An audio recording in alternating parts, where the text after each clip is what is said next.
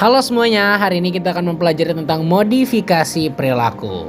Untuk itu perkenalkan, saya adalah Kemal, mahasiswa Universitas Negeri Jakarta, pendidikan khusus angkatan 2019. Yang akan kita kaji adalah anak dengan autisme yang berusia 12 tahun. Yuk kenali anak dengan autisme. Ciri-ciri anak dengan autisme adalah sebagai berikut.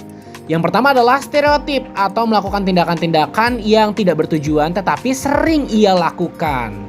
Yang kedua adalah membahayakan diri sendiri. Ia tidak mengetahui apa dampak yang dihasilkan dengan membahayakan dirinya sendiri. Dan yang ketiga adalah minat yang sedikit terhadap suatu hal. Dan masih banyak banget ciri-ciri untuk menjelaskan anak tersebut dianggap sebagai autisme spektrum disorder atau bukan. Dengan melalui uji yang dilakukan oleh psikolog dan juga dokter tentunya.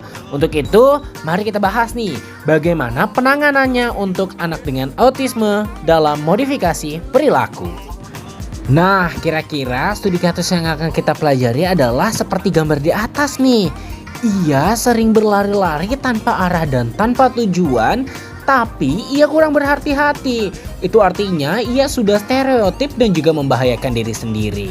Sehingga harus dilakukan sebuah langkah modifikasi perilaku untuk mengurangi hal tersebut. Yang pertama ada teori respon conditioning. Proses di mana suatu stimulus diberikan dan terjadi sebuah rangsangan. Lalu diberikan kembali stimulus kedua. Sehingga memunculkan rangsangan kembali seperti yang diharapkan dari tenaga pendidik atau guru kepada anak tersebut. Yang kedua adalah teori operant conditioning, yaitu teori yang menjabarkan fokus kepada konsekuensi perilaku tertentu berupa pemberian penghargaan atau reward, berupa ucapan ataupun benda atau hadiah kepada anak. Tidak hanya itu, juga bisa berupa hukuman atau punishment ketika anak tetap mengulangi kesalahan-kesalahan yang sama. Yang terakhir adalah teori modeling, yaitu meniru lingkungan di sekitarnya. Teori ini berhubungan erat antara diri individu anak tersebut dengan lingkungan. Dan hasilnya bisa kita peroleh dengan melihat perilaku visual yang terlihat di kehidupan anak sehari-hari setelah ia melakukan kegiatan meniru lingkungan di sekitarnya atau teori modeling. Nah, ketiga teori tersebut bisa dicoba satu persatu dalam kegiatan belajar dan mengajar untuk mengurangi kegiatan-kegiatan anak yang membahayakan serta dapat memicu kebiasaan-kebiasaan baik yang anak dapat lakukan dalam kehidupan sehari-hari. Gimana nih, kamu lebih suka pakai teori yang mana duluan buat dicoba kepada anak berkebutuhan khusus? Dalam hal ini adalah anak dengan autism spectrum disorder. Jadi cara apapun yang kalian lakukan adalah cara terbaik untuk membuat anak menjadi lebih baik. Untuk itu, yuk pelajari lebih dalam. Misalnya kamu mendapati anak dengan autism spectrum disorder.